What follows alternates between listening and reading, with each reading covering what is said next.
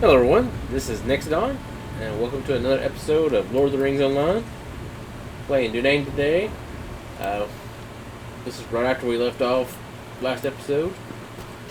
Some more Mirkwood in. My elves prepare for another skirmish, a strike against the ruins of Dunlaw. Sounds good. So let's see. So I kind of think we're gonna go this way up here. Like where that's most at. Kind of gift we get. Virtue experience. Use that. Yay. Let me go sell real quick up here. Before we go up there. Grab the stable master. Maid of honor.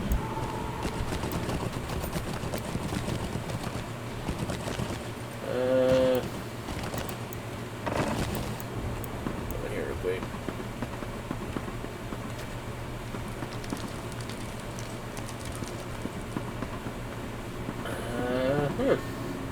I don't see anybody. I don't think I can sell these guys. And well met. Let's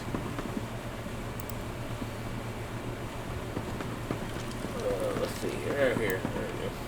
If not for the Lord and Lady, we would fall. Fair. Too bad. Trophy. Trophy. Trophy. Oh, show locked. There we go. Lock that. Trophy. Trophy. Give up that. Trophy. Trophies. And I got better. Okay. Yeehaw. You are having a great day today. You don't have a corresponding quest. Oh, it's a quest to get out. Okay, well, go back this way.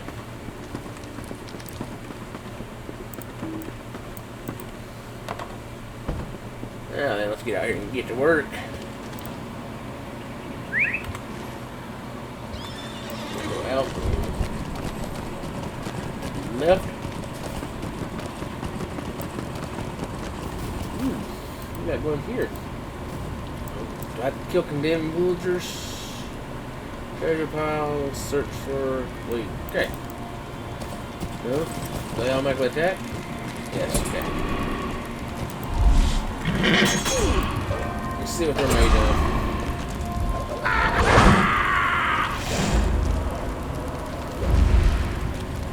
They die just like everybody else, don't they?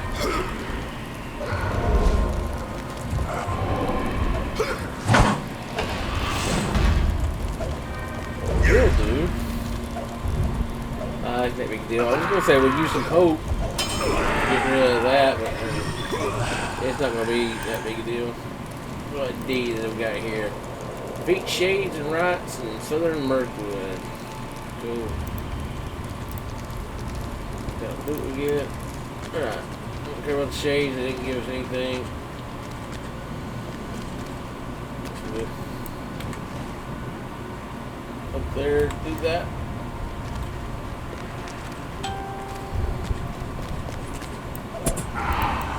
Pain in the butt.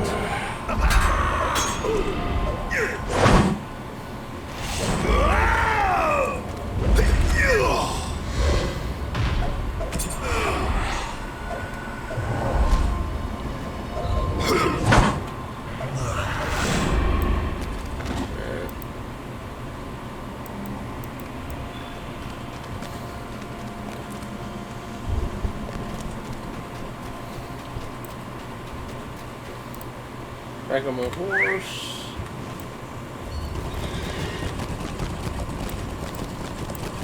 Range wolf. Do I need wolves for anything? Yep, wolf pelts. Okay. We'll do some wolf killing then. Where are you? Oh, that's a big wolf. Man.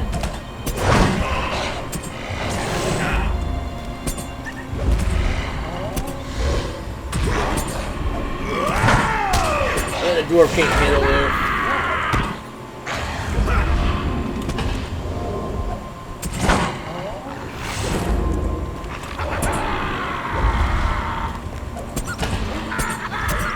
There we go.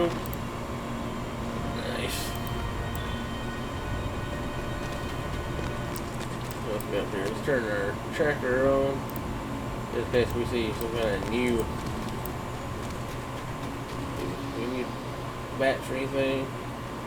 Nope.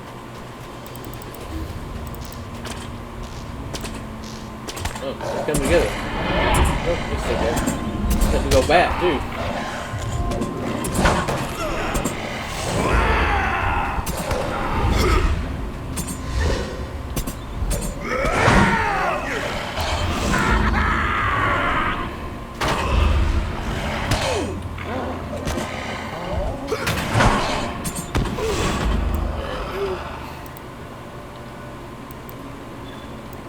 I love the way Mirkwood looks.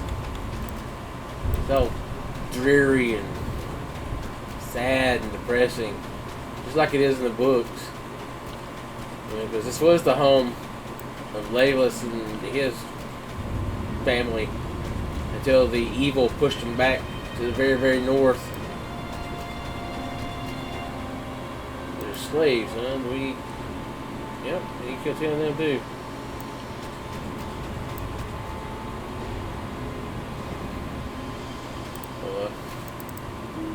Come here then.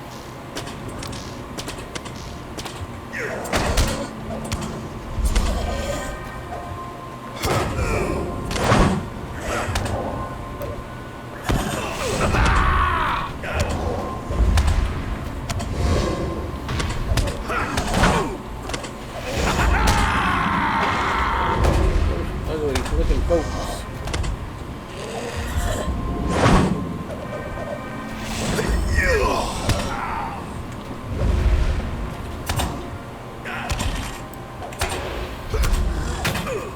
Elf sword. We need elf sword for that. Let's see.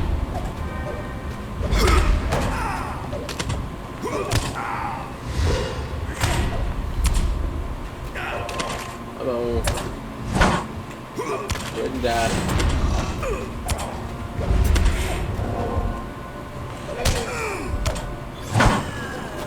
There we go. Come on out here.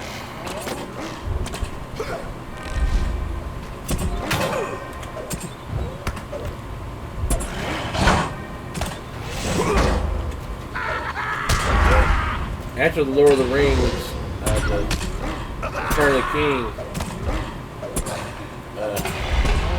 Legolas's father, I forget his name, he was in The Hobbit. He and Celeborn divide up Mirkwood. And Celeborn calls his part that's down there next to LotRs, East Loren. Legolas' father calls his North Mirkwood. And they drive out all the spiders and evil and stuff.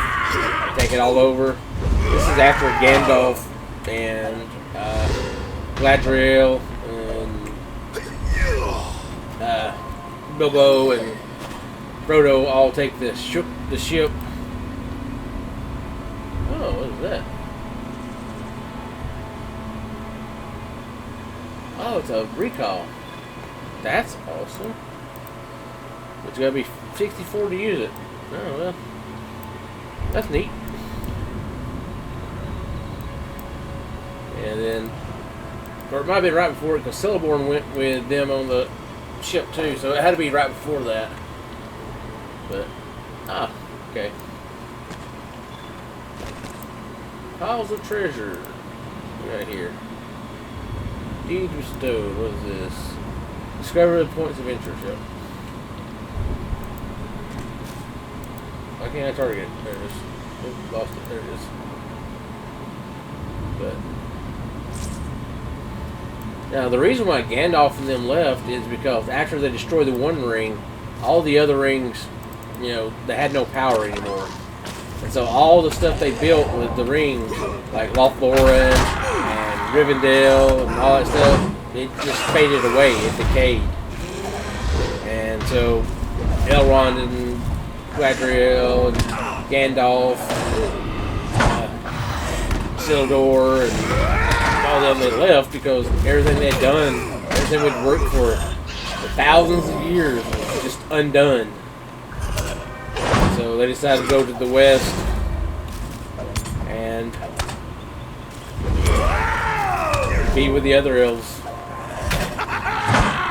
Because if you remember, Gandalf wasn't a man. He was a starts with an M. Valerian. I forget how to pronounce it. But he and Radagast and Saruman and the two blue wizards, I forget their names, because you never find out much of what happens to them. After they come and they go to the east, down there where the men are, the evil men, they just kind of disappear. The Saruman goes with them, and only he comes back, so and it never says what happens to him. Right off the bat, you know, you lose two huge wizards. And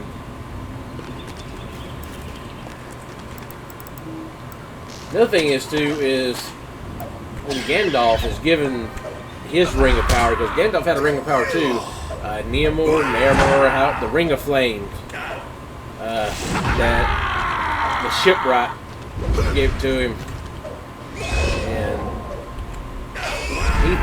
and he told Saruman and the rest of them, excuse me, that he had never seen a greater wizard than Gandalf, and that's what started Saruman on his path of destruction.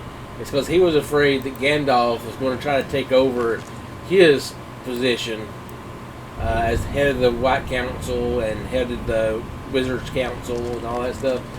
So his fear of that is what drove him to search for more and more power. And then when he found the orb and tried to use it, that's when Sauron started influencing. And if you remember, Sauron was actually like an angel, a fallen angel. And so he had great persuasive powers. And one of Saruman's greatest powers was his speech. He could inspire people to believe him and to follow him.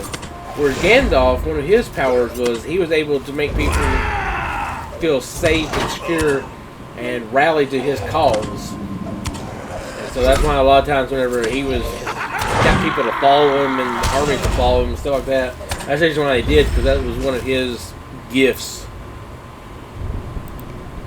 But there's so much to Lord of the Rings that you don't see unless you research or read the other books besides just the main books.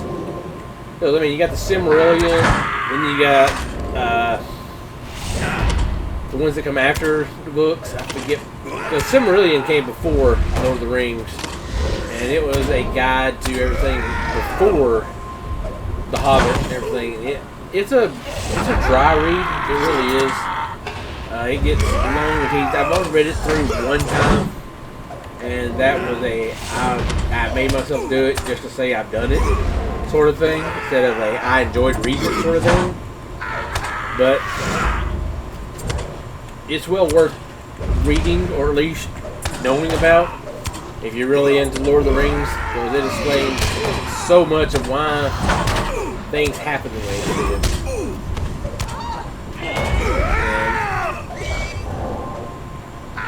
Tolkien's world is so vast and so intricate. There's nothing at all that can compare to it that I know of. I mean, Robert Jordan's Wheel of Time series was pretty in depth, but Tolkien just set the bar, and it's never been reached.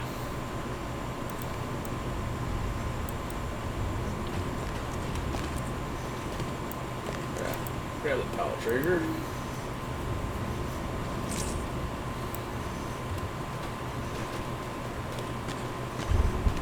Well, it's just like, Legolas' father. He's in the Hobbit.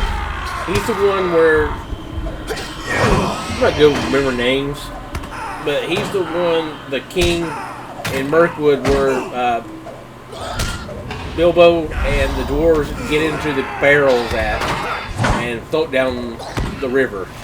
That's Legolas' father right there. And the reason why he didn't help in the War of the Rings is because all the spiders and the orcs were invading his kingdom, and he was holding them back from being able to join in with the other orcs and stuff in the main army.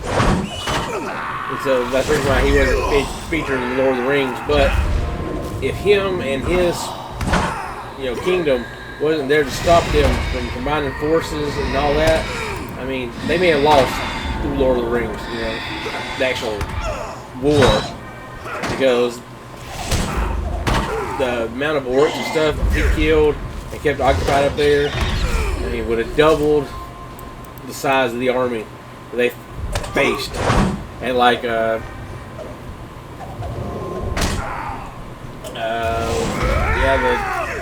Helm's Deep and Pelennor Fields.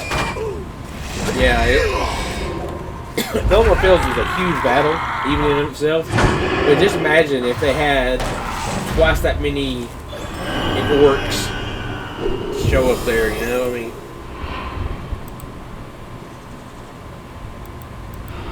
No, stop. I hate that. There we go. Give me some treasure. Alright, let's see. Oh, treasure, there it is. But yeah, I mean, there's so much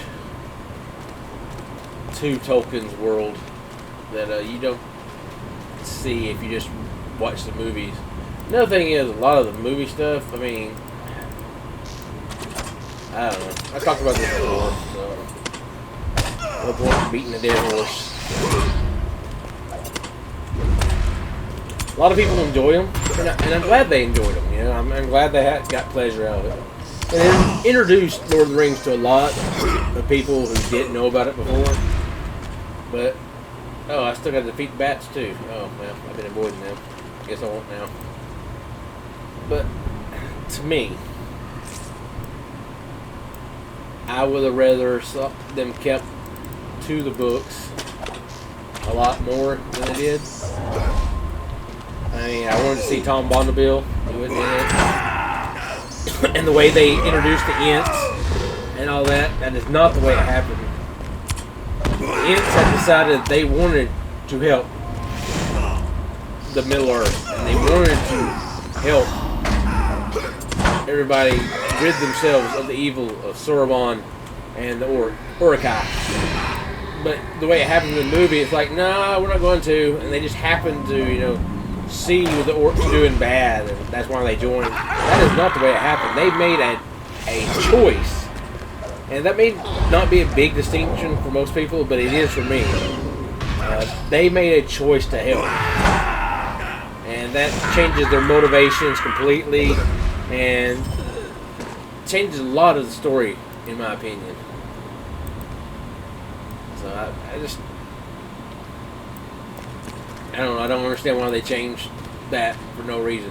And then they added end scenes. Like the warg scene with Aragorn falling in the water and all that. Why? That is not in the books. Why add it? That makes no sense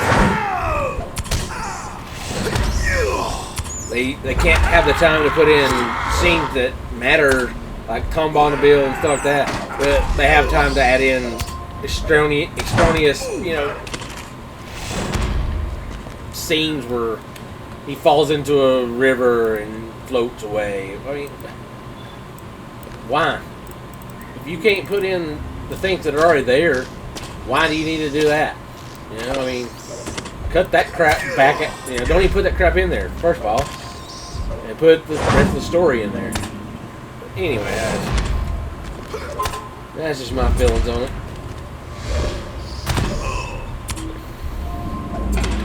And I know Tolkien would have been furious. I mean, this type of man Tolkien is. back whenever they were doing the book and getting it published here in America, in order for the plural of elves, he had it ELFES, right? Because something about the proper way of spelling elves in plural with F on the end with an L before it is you don't use the ES, you don't change the F to a V. And it's some literary, English literary thing, grammar. And the fact that they changed it to elves with an ELVES is wrong.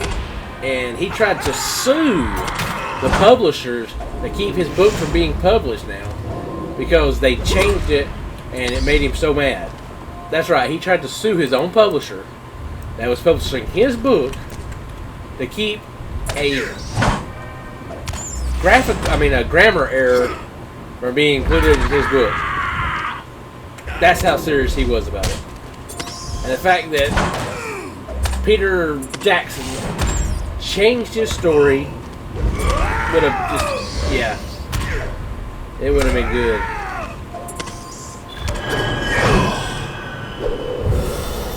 But, when you love something so much and you're dedicated to it, you don't want people messing with it, That's just all there is to it. And I didn't want to see Peter Jackson's Lord of the Ring. I wanted to see J.R.R. Tolkien's Lord of the Ring. Peter Jackson wants to go write his own story and mess with it. More power to him. But leave somebody else's work alone. Alright. This soapbox is money high, so I'm getting off of it now.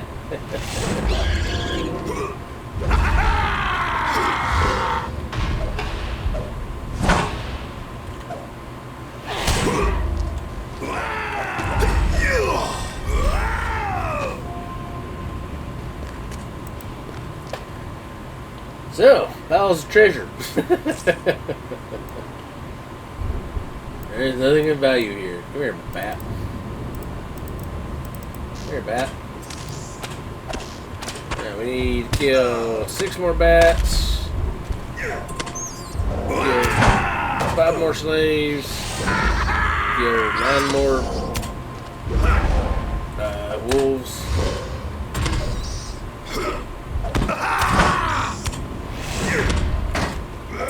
It'll be good to go right now. We gotta search 3 more treasure piles too.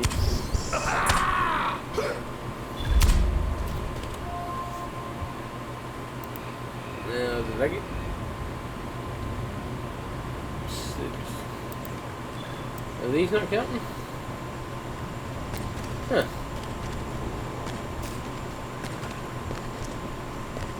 I don't know why they wouldn't count. Why can't I jump in there?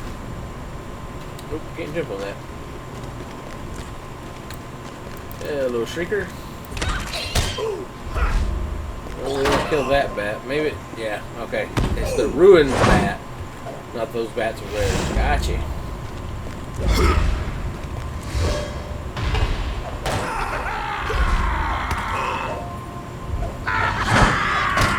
And the scene with Tom Bonneville and Goberry is one of my favorite scenes in the books, the original books.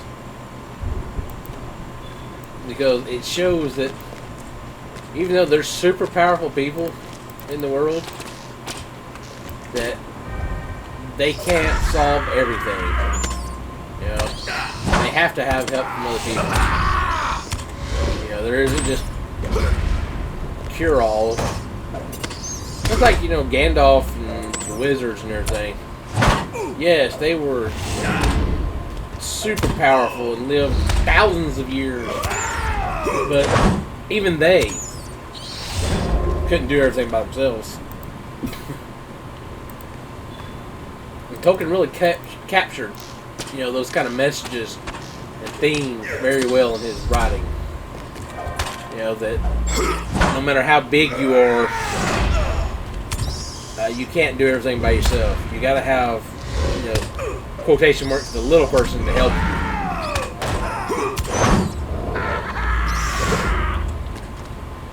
That's just like the greatest of countries and the greatest of armies. They're all made up of individual people. And without those individual peoples, your army doesn't work. No matter how much you want it to do.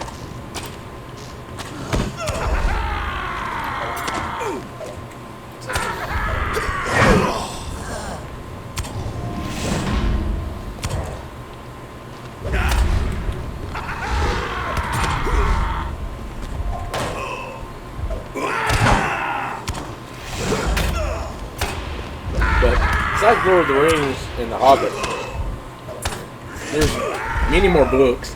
Like there's one book where Gimli and his cousin, go back and kill the Watcher in the lake and drain it, kill the evil Watcher, go back into Moria, clean it out, and reclaim Moria.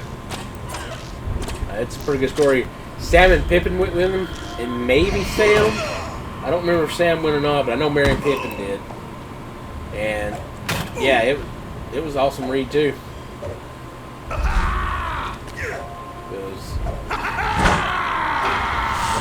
once the ring was destroyed, there was still more stuff left to do. And I don't like how they didn't include. Well, let's not go. Okay, I'm gonna leave it alone. I'm gonna keep going on and on. What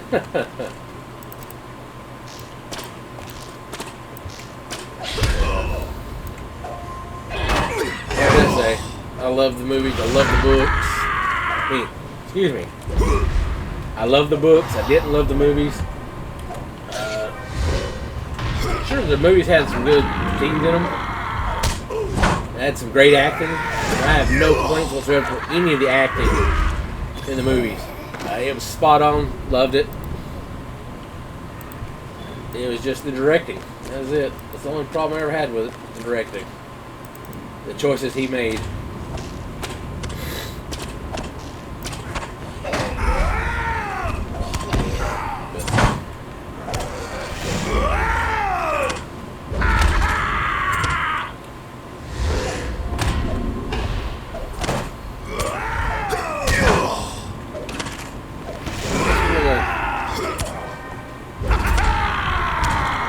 Kill this one right here, maybe that one right there.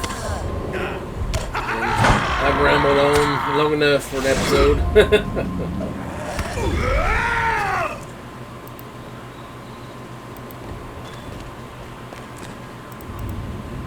Oh, we got 2 slaves coming.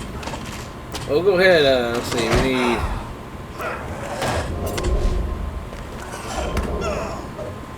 One more after this. We'll find one more slave so we can finish that one.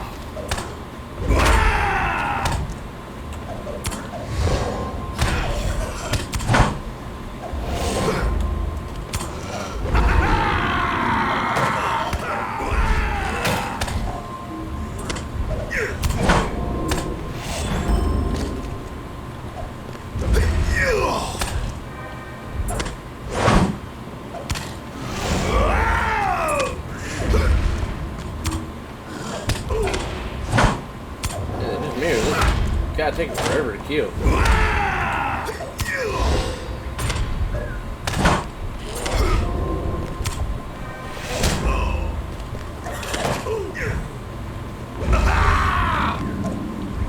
Yeah, already, buddy.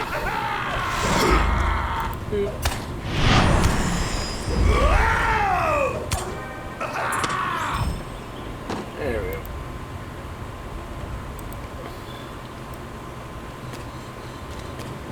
A slave over here. Now, shrinker and a slave. Come here, slave. And a shrinker.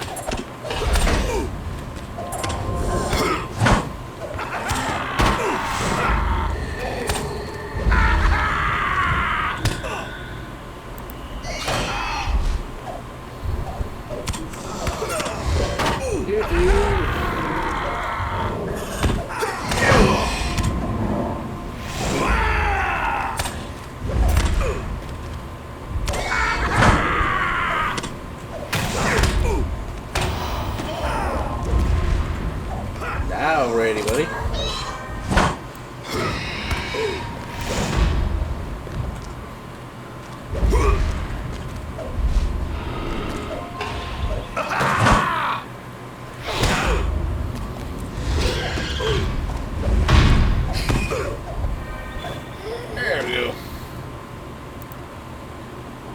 Well, everyone, thank you for watching. Hope you have a great day. And until next time.